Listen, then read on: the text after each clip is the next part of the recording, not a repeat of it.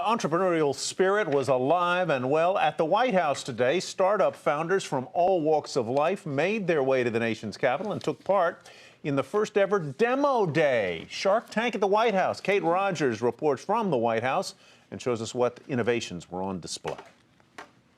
I started Mo's Bows when I was 9 years old, and I started because I really like to dress nice, and I couldn't find any bow ties that really fit my style and my personality. So I started making my own.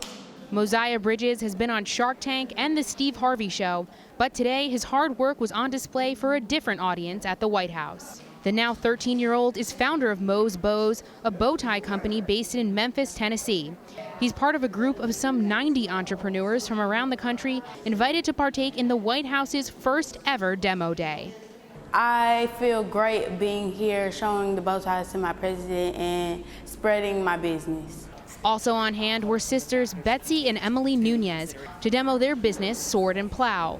They grew up in a military family and are now repurposing military surplus into handbags. We've repurposed a total of 30,000 pounds of military surplus, have supported 38 veteran jobs, and we've been donating 10% of our profits back to veteran organizations that support veterans for the past 2 years. One of the pillars of Demo Day is inclusivity, so the White House kicked off the event today by announcing a slew of initiatives.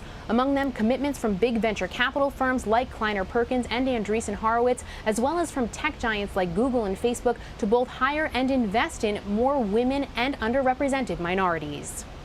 President Obama stopped by the event to see what the entrepreneurs had on display. We've got to make sure that everybody's getting a fair shot. The next Steve Jobs might be named Stephanie or Esteban. They might never set foot in Silicon Valley. We've got to unleash the full potential of every American, not leave more than half the team on the bench.